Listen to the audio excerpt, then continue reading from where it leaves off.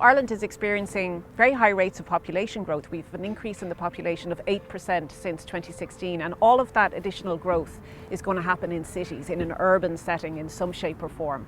So how can we accommodate this growth in housing and construction and at the same time restore and regenerate nature? Only some of our suburbs have even mature trees in them. Dublin 8 is particularly poor, but it has the highest rate of traffic. So there's a correlation between traffic and tree cover. Unfortunately, the more traffic you have, the fewer trees, and vice versa. Small pocket gardens can make a huge difference, not only to the landscape but to biodiversity. And it can matter a lot when we think about the extra rainfall that we're likely to get in deluges as a result of climate change.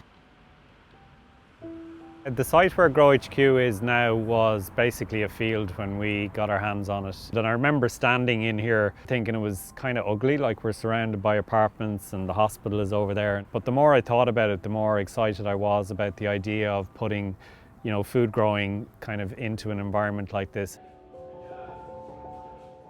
We have a 65-seat restaurant behind us here. We're self-sufficient in veg and fruit from what we produce on the site here about 70–80% of the year.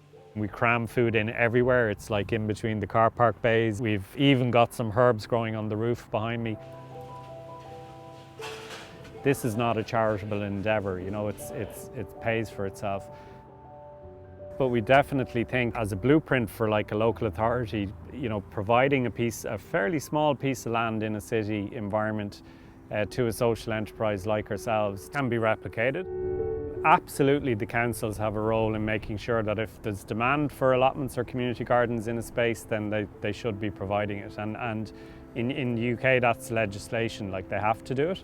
Whereas here it's patchy. But I also think communities have a role. It doesn't have to be allotments. Community gardens actually, I think, are a much easier entry point into it. And there's loads of sort of green spaces in housing estates in cities around Ireland, in particular, like those big green spaces in the centre that are generally just mown and a bit of a maintenance headache. There's huge possibility in it if the will was there.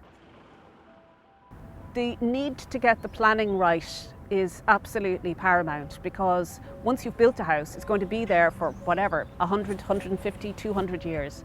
So we do need to rethink the idea of putting back gardens with every house, because that takes up too much land, and a lot of those gardens are wastelands for nature. They're no good. It would be better to take the gardens away and to give people a community garden with a pond or the pocket forest and the playground. That would be more socially constructive, and also you'd be using up a lot less space. If you build the houses that people are going to need in suburbs that aren't connected to cities, that don't have good public transport, people have no option but to drive. That's what we call forced car ownership. It's no point having an A-rated house out in the countryside where you have to drive to and from. So we need to embrace denser forms of development. And this is not a new thing. There's cities all over Europe that have been doing this for a couple of hundred years, and they're beautiful cities to live and work in. But we just haven't got that model in Ireland. We've adopted somewhere between the UK and the US, a kind of low-rise sprawl, and that's just got to stop.